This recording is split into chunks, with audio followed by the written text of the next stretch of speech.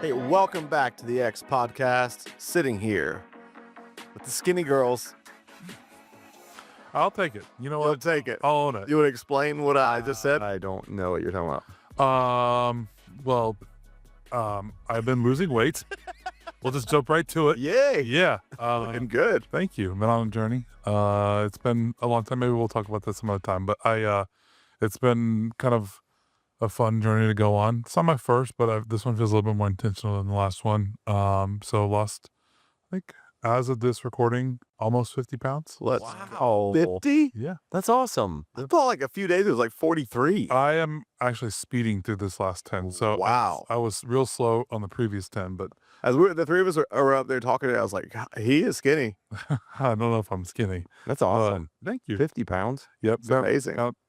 I've got some goals in mind, but we'll see. This seems a little more is it- sustainable in the way you're approaching it Yeah. versus maybe. Is it as epic? Will there be another establishment in town to put your body in a frame picture like it's still hanging? as the pinnacle of? I hope not. If you don't know, visit my Tell him, go on a scavenger hunt. Okay. I go mine it. There is a shirtless epic picture of Zachary Brown in the Central Ohio area. Yeah. Hey, speaking of shirtless epic, Well, you didn't tell people the skinny Moments. girls thing.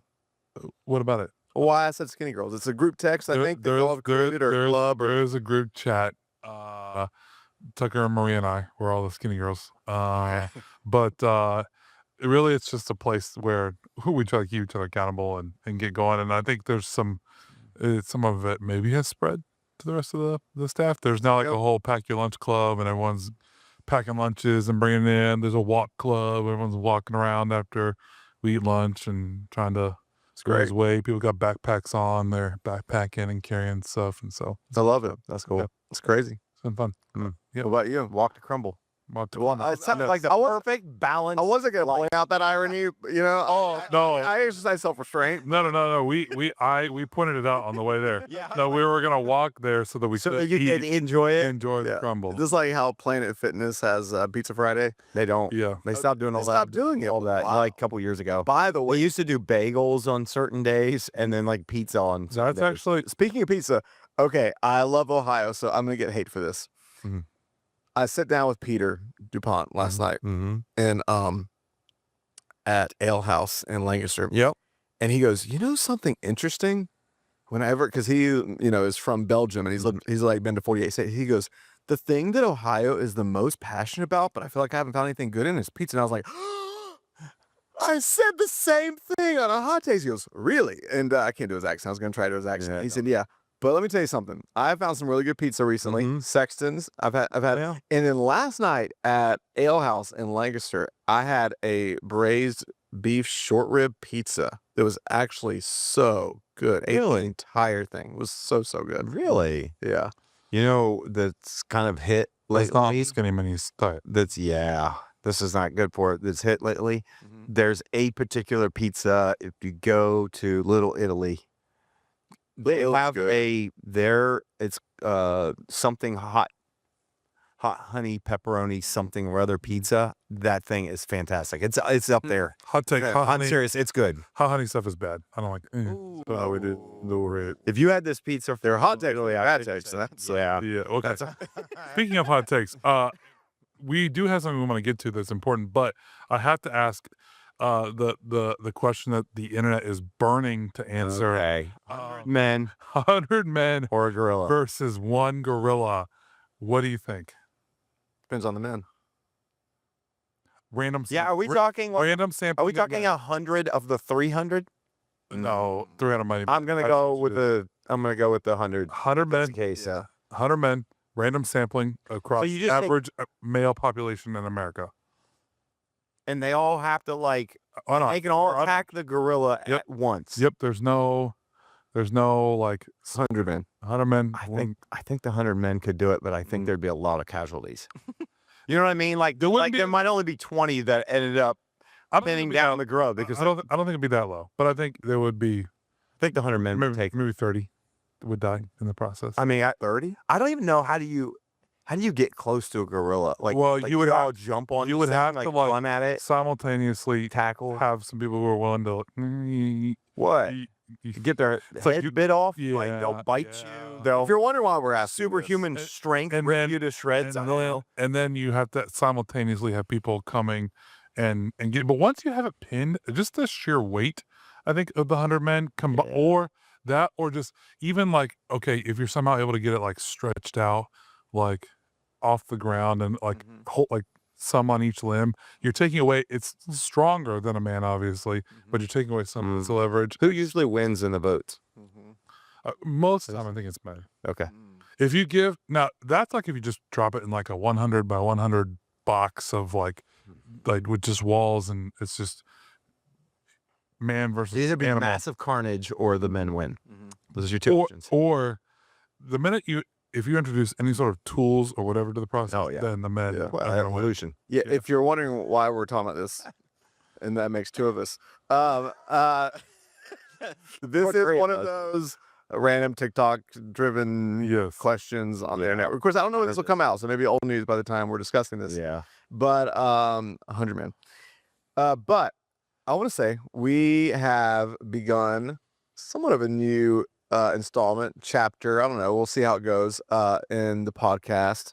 Take a little bit of a shift from time to time in talking about all things spiritual, interesting questions from Scripture, questions you always have about God, faith, whether you've been in the faith for 30 years or maybe you're somebody that's like, okay, here's why I don't believe in God. And there's questions. And we had an email come in. We've answered some of them from time to time. We had one interesting podcast where I was ganged up on horribly. But let me tell you something. Let me tell you something that happened. The next morning, I just want to talk about this. The next morning, I walked in. And I don't know if you remember this scene where Charlie and Desmond are at a bar in season 3 of Lost. And he says, "You ever been in love?" And Desmond says, "Thousands of times, brother." And he goes, "That's not what I'm talking about. I'm talking about spectacular, consciousness-altering love." So you know what that looks like. He says, "I wasn't aware the love looked like anything, brother." He said, "It does, mate." He said, "I've seen it. She was a blonde, rapturously beautiful. And it was like we'd always been and always will be." So that moment happened. I walked into Parable. Girl walked up and she said, "I know this may sound crazy, but I had a dream last night. And in the dream, God told me that you were going to do a podcast about the one and that I was going to find the other person who believes in the one and that we would meet today." We met. That's not real. You made all of that up. I did. Yes. But Yeah. And that's Yeah. not even been released yet, has it? No. Has that podcast been out? Did we release it? it probably will be released by the time this comes No, out. I'm like, yes. so we don't even know the reaction from this. Is that where you thought I was going? Oh, that's so funny. And only the Lost fans will appreciate my Yes. verbatim dialogue of Desmond and Charlie. Did you look that up? No, Or is that what you just memorized? no, I didn't look that up. I have that memorized. Beautiful scene. Yes. Beautiful scene. It- Anyway, It is the greatest show of all time. thank you. It really is. Speaking of which, I know we need to get into stuff. There have been so many good shows and movies released recently. Mhm. I feel like we went and saw Sinners. So It was good. so good. Did you see it yet? That's a Sinner's movie. Vibes like I Yeah, don't I knew think he I was- should be watching a movie called I Sinners. knew he was going to say that. Yeah. No, you want to see it. I'd go see it just based on your recommendation, but when I saw the previews, it's not my type of movie. But It's going to win some of the awards. it's because, and from what you guys say, parts of the movie almost maybe sensationalize, or at least the trailer sensationalize certain parts of it, but that's not the main thing. Yeah. It's like, I don't even explain. It's so original. It's so unique. Yeah. And you know what? And it might be George. Ruin it for anybody because it's new. Yeah. So let's not even give any of that.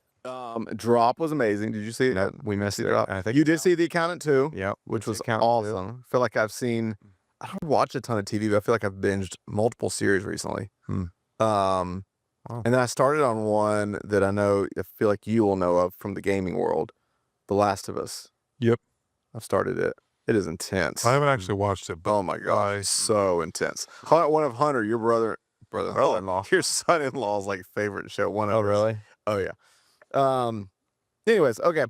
And then the summer, Stranger Things new season comes out. We have a new Ted Lasso season coming out. Oh, We got Jurassic Park, new movie coming out. That's a We new- got, this is going to be a good summer. All right. But let's get on with some theology questions. Here's another one written in. And as you're listening to this, as you think of questions, send us in. We think it'd be a whole lot of fun just to spend some podcasts talking through these kind of things. This is a big one. How does Eastern Orthodox religion compare with our tradition, and how is their Bible different? so you want to stop right there? Yeah. On that. Yeah, PZ? Well, hold on. My favorite part of that question was compare with our tradition. I thought that I just kind of like chuckled because being a church that's been around for 20-some years, and it's hard to go. I was like, my first question was, what's our tradition? Like thinking of the word tradition versus I assume just means like our beliefs for our church. I just took it as our faith tradition of historical Protestant theology. I took it more as like what we would believe here in X church.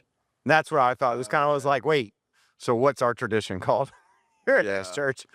We're not that traditional. That was my point. I found the irony, but maybe. I'll give a little bit of history. I think you were saying before we started, you did a little bit of research into some things. But just from what I understand, and you can correct me if I get the history wrong. First of all, it is also ironic that we say our tradition because I think sometimes what we fail to realize is that we all actually come from the same tradition, the first church. We can trace our roots back to the first church that started in Jerusalem. And we know that the church kind of explodes and grows from the book of Acts. It grows all throughout Asia Minor, eventually ends up in Rome where it grows under persecution. And then I'm going to get the year wrong, but was it 312, 280 something? Somewhere in the hundreds AD, a couple hundred years after Jesus ascends back into heaven, the Emperor Constantine makes Christianity the official religion of the Roman Empire. Mm-hmm. And Christianity goes from this kind of underground movement, religion, kind of almost way of life, to a formalized religion kind of the state. And then all the trappings that kind of come with that begin to come into place. There's some formal councils that are convened. You can go look up in Google some of those different councils, like Council of Nicaea, Trent. Some people ask some of those questions too. And the church kind of continues on that path for a while. But then with the fall of Rome, the church kind of undergoes its first official split. And at one point, the Roman capital moves because of the fall of Rome from Rome to Constantine. And so the Roman Empire splits in two, and the church begins to split in two. You have the Catholic Church, and you kind of see the beginnings of modern Catholicism start to form with the Western Church in Rome. And then you begin to see the formation of the Eastern Byzantine Church, is what it was called, or Orthodox Church now, form in Constantine, and away the story kind of goes from there. That's just a brief historical timeline. I think it was 325 AD is what I'm kind of remembering. I think now about a decade or so before that was when Constantine supposedly converted. But on his deathbed. Quick little thing that probably nobody here. Mom. Quick little thing here, though, that probably nobody cares about. But on that, not like as a fact check, but because I've always heard that Constantine made the official religion. I was telling you earlier today, I had the most fascinating conversation with this guy that waits on me from time to time at Barcelona restaurant in German Village. Just really interesting guy. So we finally got to talking Sunday night, and guy has multiple master's degrees and used to kind of be in ministry, but he said not that his obsession is history, but historiography, which is very interesting. And his obsession, you just tell listening to him for 15 seconds, like the guy's brilliant. But he said that it's well known. He said it's kind of a misnomer that Constantine was the one who made it official. He said Constantine was the first one who stopped repressing. Yeah, it was Pax Romana. Yeah, he brought the peace where basically you could not be. It wasn't outlawed to do it. Yes, and that is I'm just saying famously, Yeah. he converts on his deathbed, has a vision, and I'm not saying that, okay, the next day, okay, all the pagan temples were torn down and all like that didn't just happen instantaneously. It was a period of time. But that probably is a good delineation point in history of Christianity becoming less of an underground persecuted religion and more of a state religion. And then I guess there was the Great Schism of 1054, where Eastern Orthodox separated from what would be like Western Christianity. Yeah. And then with like Puritanism, it just separated. Speaking of which, Even because I further. think part of the question also, I think a follow-up was about the Catholic Bible, the Pope passing. Not even mentioned that, but the Pope passed. 88 years old. Is that how old he was? 88 years old. Yep. They had the funeral already, right? Saturday. Last Saturday? So now they're So well, it depends on when this comes out. But So now I keep telling my wife, I was like, we have to go watch Conclave. Remember the movie? It was out like a year ago. It was really good. So It's again, Dan Brown, like, Yeah. it's not real. It's like they take kind of the idea of the conclave of choosing the Pope, which is what we have now in reality, and it exaggerates it for a story. Yeah. So it's not based on real events, although it is based on a real thing. Yes. Somebody to say that. But There is a now there's a process. huge resurgence in that. I never saw it. Yeah. I keep telling her, I was like, we got to watch Conclave. Yeah. Just I would love to. Is it now? I mean, and I know again, I've not really refreshed myself with as much as you have, I'm sure, on all this, but you know, philosophically, theologically, your big differences. Eastern Orthodox focuses way more on mystery, incarnation, union with God. Western Christianity, atonement, sin, justification. And really, Eastern Orthodox would be really, you brought it up, really close to Catholicism. yeah, there's a lot of similarities. There's a few differences, but because of that split.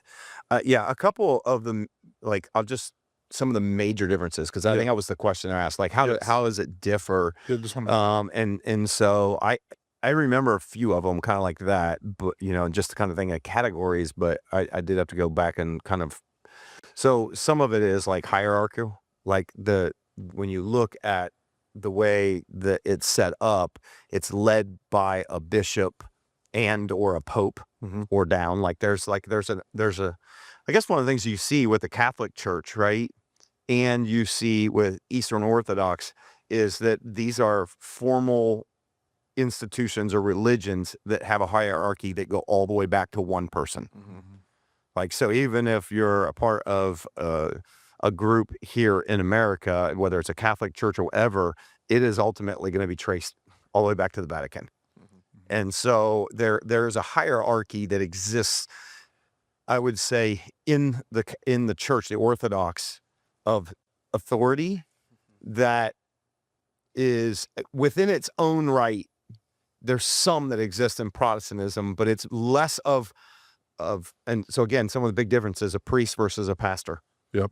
And the idea, kind of carrying over the idea of going through a priest, you know, to kind of connect with God, whereas part of the Reformation is, no, we can connect directly because of what Jesus did as our high priest. And so you kind of see a separation a little bit of, I want to say, almost kind of authority, spiritual authority. Yep. Because of that.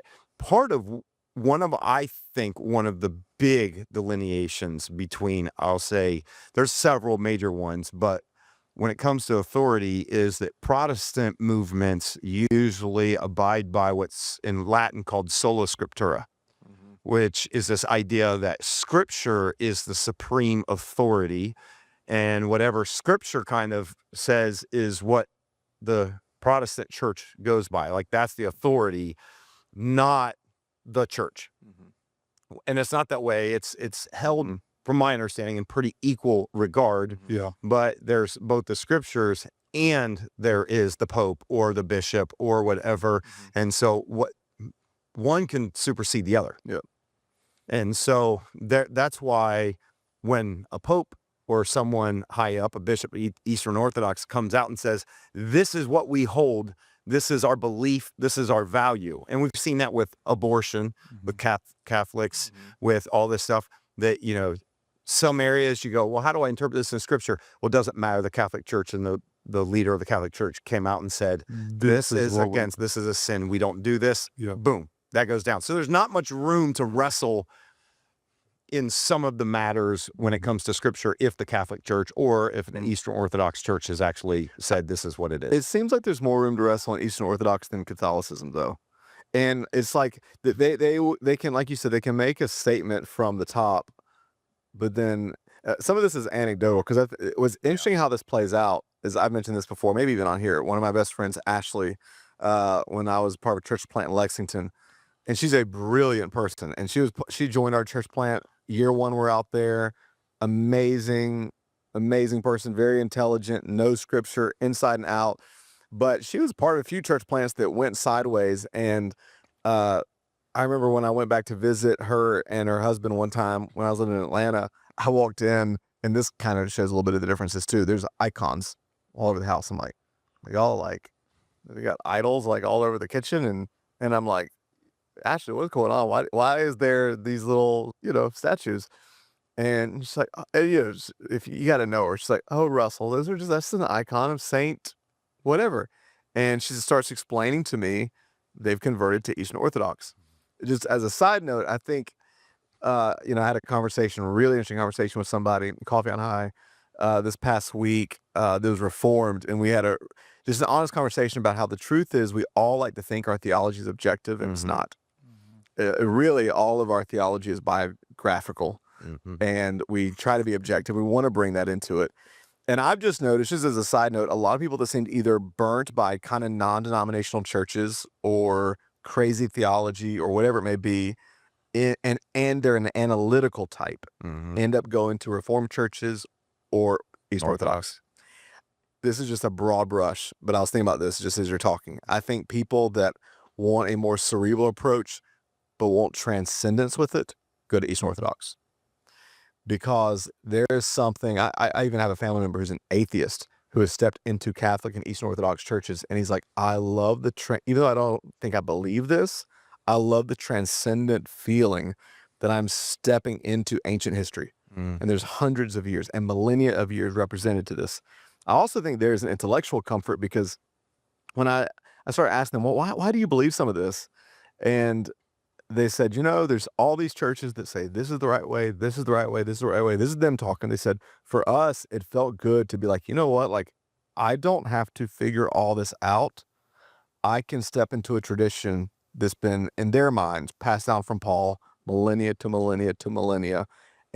But to your point about it being a shared authority, it's funny because these are brilliant, like Ashley and her husband are brilliant people. They read more than anybody I've ever met in my entire life. I mean, their whole house is walls of books. They know how to study for themselves. They're independent thinkers. But every time I would try to debate with them theology, they're like, I don't know, but I tell you what, I could set up a lunch with you and the priest, and he could, talk, and I'd be like, I mean, that sounds great, but I want to know what you think. Right. But there kept being this, oh, Russell, like, we don't have to figure all that out. We can set you up with the time to talk to the priest. I'm like, no, I'm open to that, but I want to know what you think. Yeah. So there is a lot of interesting, I guess, just to your point, but when it comes down to everyday life, that is going to be a difference of thought and function. Yeah. And then you add in the icons, then you add in, this was an interesting thought. We kind of like the Catholic Church, there's also a confessional to priests. Yep. And, I'm asking, well, why do you feel like you need to do that? And they're like, well, I mean, it's one thing just to confess to somebody, but to have somebody that's representing God it's just interesting hearing their thoughts and I nuance that too, because I think almost like if you're an Arminian trying to understand a Calvinist or a Calvinist trying to understand an Arminian, until you begin to hear it, it just almost sounds crazy. Sure. So I'm again asking them, why would you ever pray to a saint instead? Isn't that idolatry? And they're like, oh, this is what they've done for thousands of years. And then they quote Hebrews that talks about a great cloud of witnesses and how we're surrounded by them. And so in their mind, they're like, oh, we're surrounded by the living and the dead.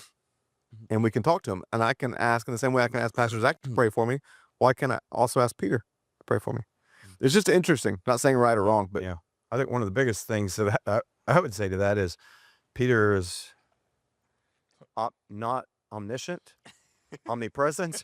You know what I mean? It's right. Like, so if you are asking Peter and 3 million other people are asking Peter right now, who's he answering? Right. Or who's he praying on behalf? Right. Yes. Because there are some limitations when you think that out, objectively. But I think just a few big ones. Like I don't get into there's some differences in the scriptures, but that was also kind of a little bit of another question. Yes. So we'll just save that one. The sacraments are a big one. Yeah. And I had a lady in our church probably last year whose family comes from Orthodox.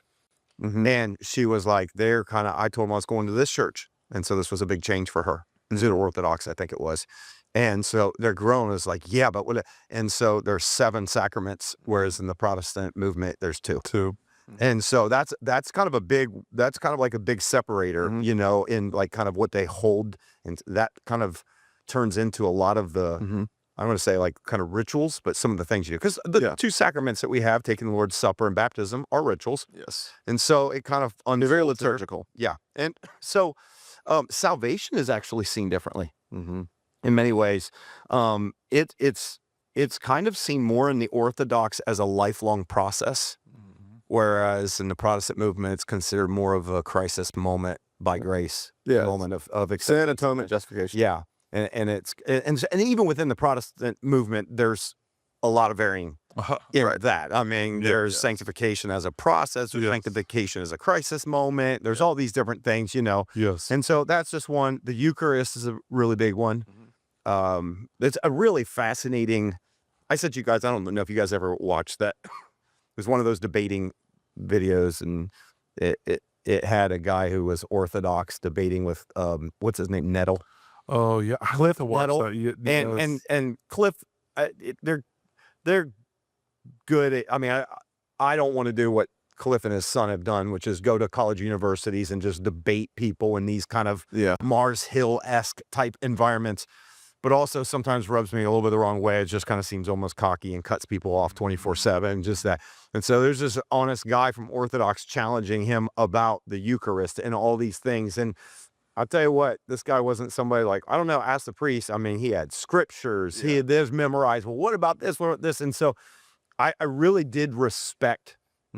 It wasn't just like to me, I kind of enjoyed listening to that conversation, the debate, and I kind of walked away going, man, I really respect somebody that knows what they believe and why they believe it and would hold that value, even maybe if I've never really looked, I mean, because most don't look at the Eucharist, which the Lord, communion, those elements, most don't look at that the way, in the Protestant, mostly it's symbolic. Yeah. But they actually believe that there's an atoning thing that happens. There's not even all of them transubstantiation, but there's an actual transference that happens when you do it. And so, and they would argue, by the way, like 1 Corinthians 11, and like, hey, why does he say then, for any of you who take this in an unworthy manner, you actually receive judgment upon yourselves. If it's just symbolic, why do you do this? But then Jesus, it's just, there's a lot of for people listening, because you used a big word. Transubstantiation is a very Catholic belief that when you take the Eucharist, there's something about the elements that goes beyond symbolism that somehow metaphysically, supernaturally becomes the body and the blood of Christ. Yes. And that happens as a priest, qualified priest, actually. Like, there are only certain people can lead and do the Eucharist and do that. That there's a yes, that's probably good that you said that. I realize that's kind of a phrase that you threw out, but super psychospectacular microcosmologically, I just feel like I love how you took Mariana phrases and then you just threw it into something else. Also,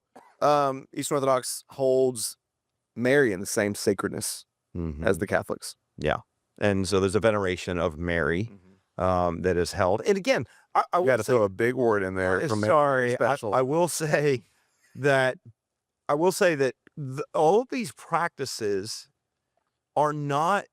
Here's where a lot of them come down to, right? They're not like they're just made up. And I want to say even all of those that we're talking about, whether it is the way Mary is viewed, whether it's what they hold about the Eucharist, even the different sacraments, most of those things are not just like, well, I don't know, it's just tradition, so we've been doing this for 2,000 years. A lot of them, it came down to how they interpreted the scriptures. Yeah. And so even the idea of going to a priest, well, there's scriptures in there that talk about confession, right? And so what they have kind of taken that to mean is that this is the way you and not just that, but it's how these traditions, Eastern Orthodox, Catholicism, and Protestantism, a lot of it is not just how they interpret scripture, but which early church fathers they listen to. Yeah. And what they think they're actually teaching. Because the argument, I remember when I first gave my life to Jesus in 7th grade, my best friend Nick was Catholic, and we would start debating, and his, we both probably didn't know how the heck to actually have an intelligent argument about it, but his big thing was the Catholic religion is really old. That was like his big thing is like, we go back to the original, and it was always quoting back, the church fathers. And What was interesting about that in the debate with the Eastern Orthodox, the guy with the Orthodox Christianity view of the sacrament of communion versus the Cliff Nettle and the kind of Protestant, was his argument was none of the early fathers viewed it as symbolic. It's really fascinating. I'm just saying to that point. That's what he says. I None of told the you, early fathers. I read a fascinating book this past summer, or whenever, I don't know, by Strahan Coleman. And I've told both of y'all about it, called Beholding and Thirsting.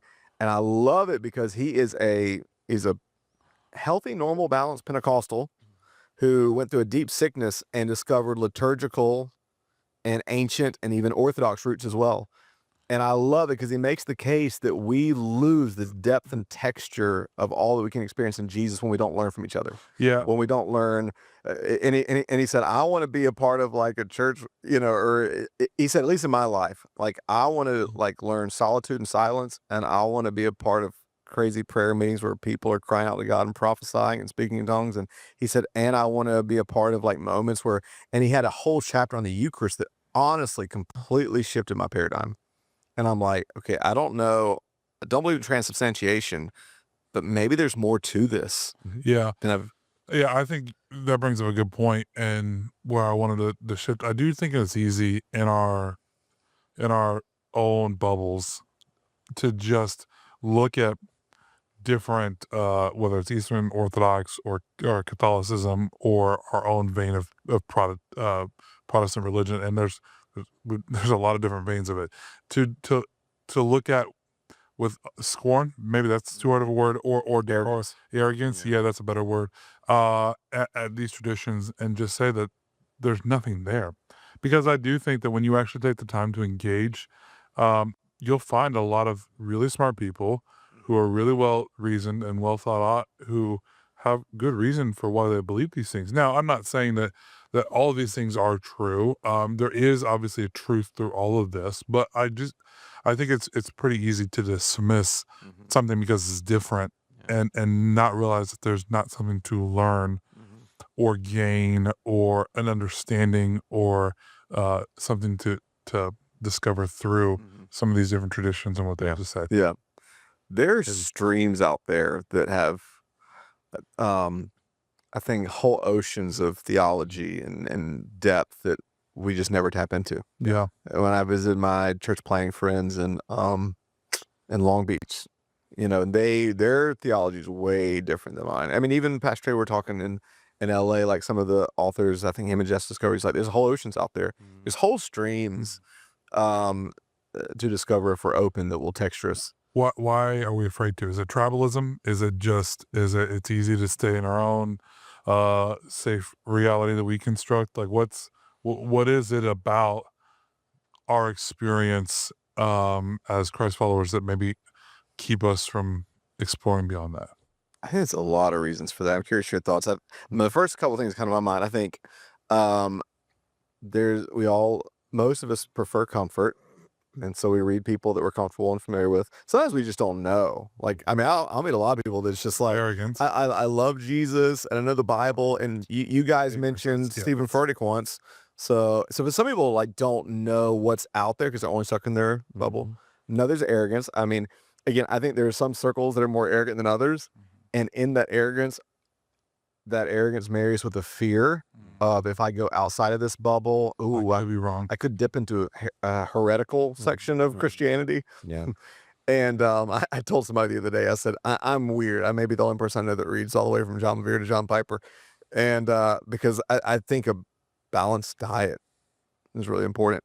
And I think, if you're somebody that enjoys reading theology, I think it's important probably to read broadly, not just theologically, but historically. I think, I can't even imagine what he would say today, but I don't know, 40, 50 years ago, Tozer said in his day, a little bit critical perhaps, but he said, reading most modern faith literature in his day, felt like 1 inch deep compared to the oceans of the fathers of faith that he grew up reading, the Spurgeons. Yeah. I don't think it's probably always fair, but Yeah. yeah. So I think arrogance. I think probably arrogance and ignorance. You just don't. There's streams I don't know about that's out Yeah. there, and I just don't know what I don't know. And then if I'm not hungry enough or open enough, Yeah. then I'm not going to experience what's different. Yeah. I mean, I think all of those, I think some of it is just, what, I think some of it is like what reached you. I think if it's a liturgical style thing that met you at the time where you needed hope and you needed to find Christ and you did in that environment, then there's going to be a familiarity. There's going to be, because I mean, you can go from everything from preference. I mean, the one thing that's interesting about Orthodox and the very nature of Orthodox is that it doesn't change. Right? That's a double-sided sword. That's it's like it doesn't change. So that can kind of, for some people, when you think about theology, if it's right, it maintains, and you have to worry less about heresy probably because it never changes. And again, that's given that it's right to begin with. I mean, there's a lot of questions on that, and vice versa. The challenge is it doesn't change. And so as culture changes, that's one thing I would say that the Protestant movement did, which was to kind of say everybody can access God on their own. They don't need this. I mean, Martin Luther, I mean, that was a big argument of his, was that the original church, keeping everything in Latin, never putting stuff in print, or most people couldn't even read it, and it's kind of like, hey, you'll mess it up, just trust us. And so the Reformation that kind of came out of that really kind of boiled down almost to like leading people to have an authentic and personal experience with God. And so I think some of it's a little bit preference. I think so, what I'm saying is the Protestant church, out of that, a lot that we're a part of, has molded and shifted, not necessarily theologically, but methodologically, in how to connect with people and connect them to God. Whereas I think religion, for some that maybe either grown up in it or maybe it met them at just the right time, there's something that very attractional about it. I think I've seen more often in our culture that religion has been more of a turnoff to God in some aspects. When I think throughout history and like religious movements and things like that, and even sometimes the rituals and stuff that people just don't understand and connect. So it's a hilarious historical anecdote about Martin Luther, the Reformation revelation, is he recorded in his journal he was 2 pints in when the revelation hit him. Yeah. And he began to write his thesis. I wonder how many Protestant churches even know that they would crucify someone. Just funny. Speaking of, it's just one little, because we're trying to do little episode nets, sermonettes. I don't know. How we feel about orthodoxy itself. It's interesting. We get from time to time. Can you define it? What do you believe? And because technically we would be historical Protestant. We'd be historical Christian Orthodox in our beliefs, even though some people don't understand how open-handed you are, even theologically, with staff. I mean, we have a couple of our pastors on staff are Buddhists. We have one pastor that's Hindu. We have, if you're doing that thing, you're going to be all over the pot. I'm kidding. But I just wanted to go there. But you are very open-handed, and you don't really. But to answer your question, orthodoxy is. I don't know what Webster would define it as, but orthodoxy is our agreement on what truth is. And I do think there's a difference, though, between orthodoxy and truth. And I'm just curious y'all's thought. I mean, orthodoxy this is what we hold to. It's kind of like when a group decides this is our interpretation of the truth that we cling to. I grew up in a Presbyterian church, and I'm not saying this is bad. We would recite the Nicene Creed every Sunday. That's our orthodoxy. And some people would say it's really important. But some people would quote Paul to say, I'm contending for the faith.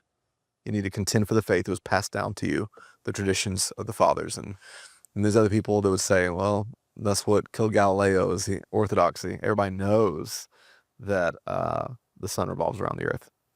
So, I don't know, there's back and forth depending on, some people, if you don't want to minimize it down to personality types, a lot of futurists, iconoclasts, anarchists would not hold to orthodoxy. They'd be like, nope, I pursue truth. A little bit more of your nostalgics, traditionalist people that, more of the deep wells would probably be a little bit more like, no, we need to hold to. I'm just curious how y'all process that, think through that. I probably identify with the latter more than the former, with kind of your classifications of people. I'm still in my journey. I don't think any of us would say we're fully formed yet. So obviously I could probably shift over time. I think I'm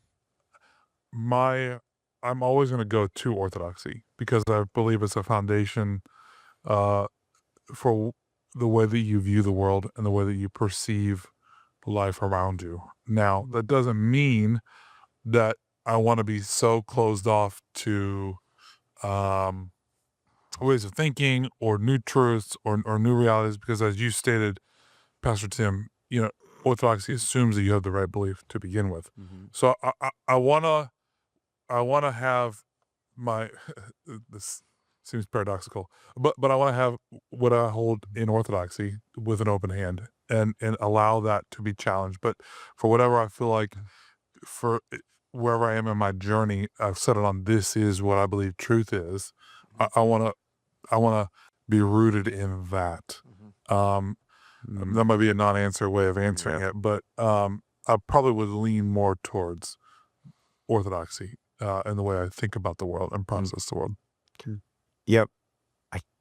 I would say that I think orthodox and truth are not always the same. I agree. Right. And I think it's kind of what you said. I mean, in my opinion, truth is equal to reality, of which we don't fully know. Correct. Right. Whereas orthodoxy, and most of us, what we have defined as orthodoxy are probably based more around what early fathers / councils / whatever kind of came, whether it's the Nicene Creed, from probably the 325 AD to, these are kind of like, and again, this is the early church defining what it believes. Yes. And again, I think you kind of made the joke, right? There are things that the church held for a very long time as a belief, not necessarily based around Jesus or those kind of things, but even around, like you said, the sun, and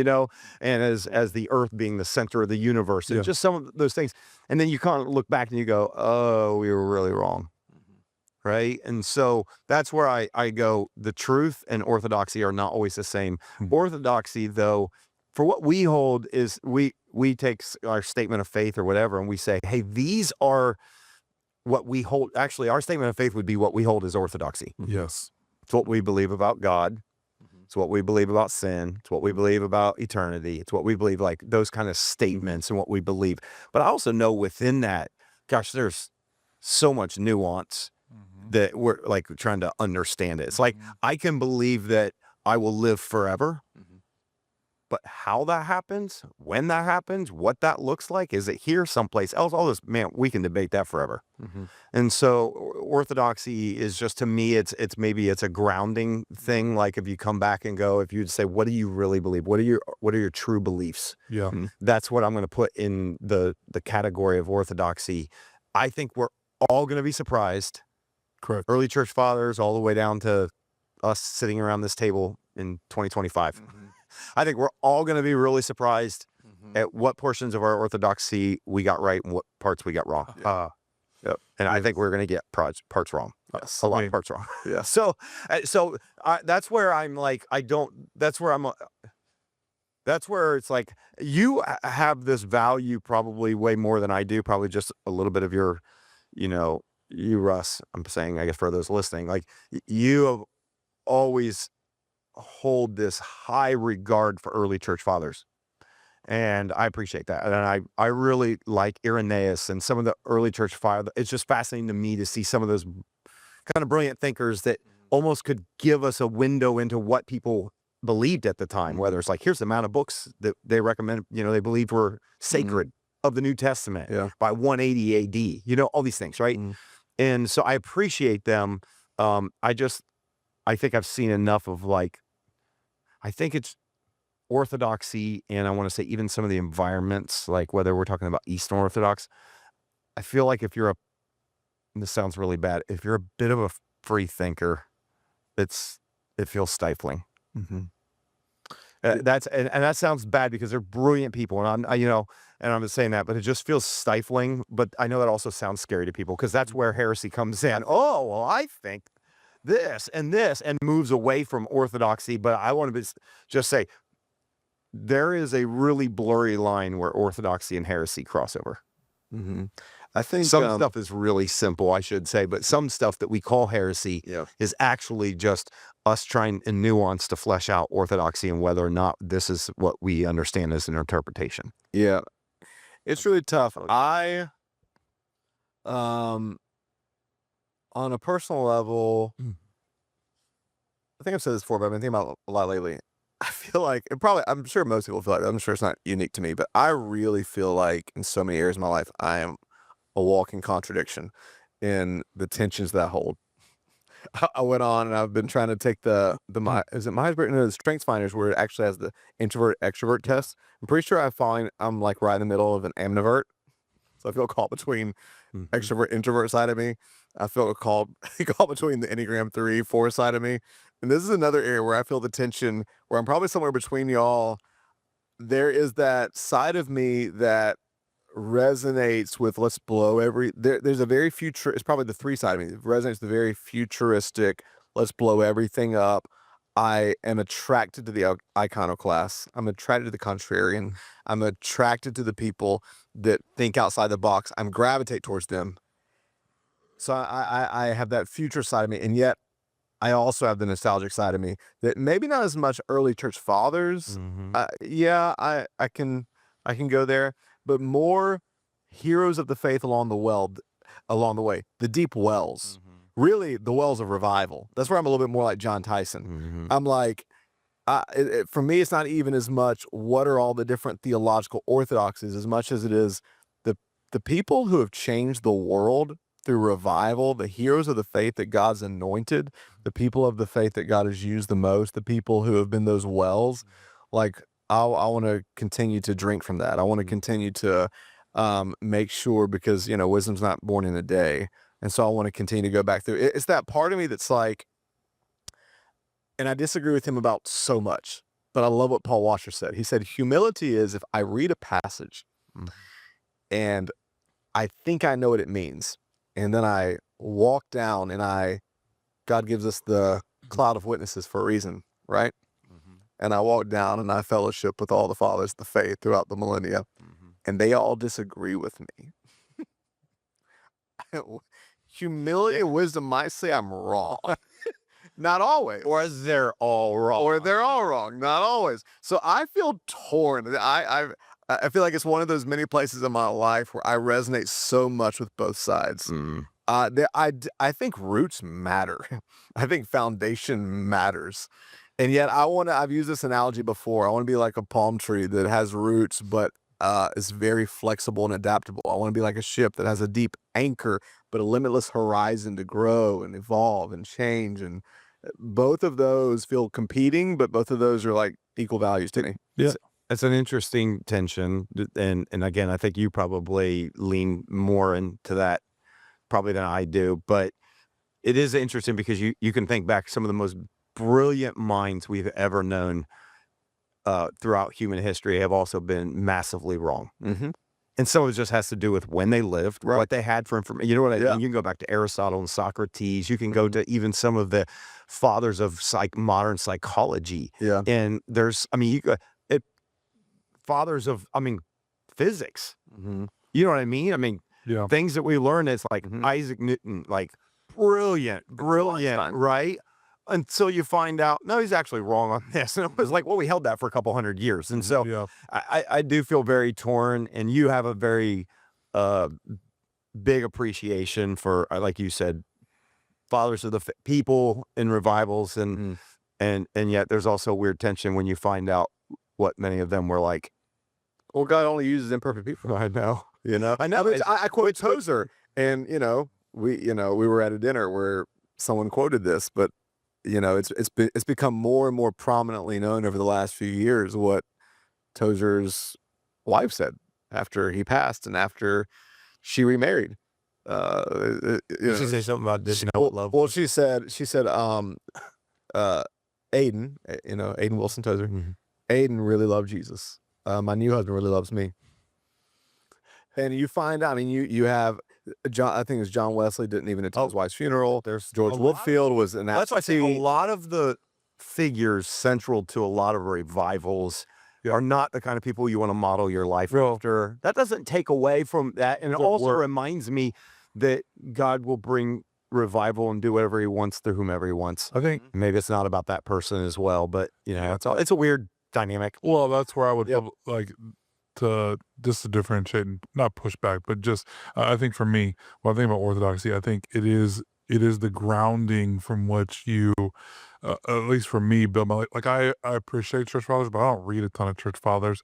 I appreciate some of the revivalists, but I don't read them. I read some people who appreciate them more, and so I try to glean from them a little bit. But I think the way I've always thought about orthodoxy or right belief is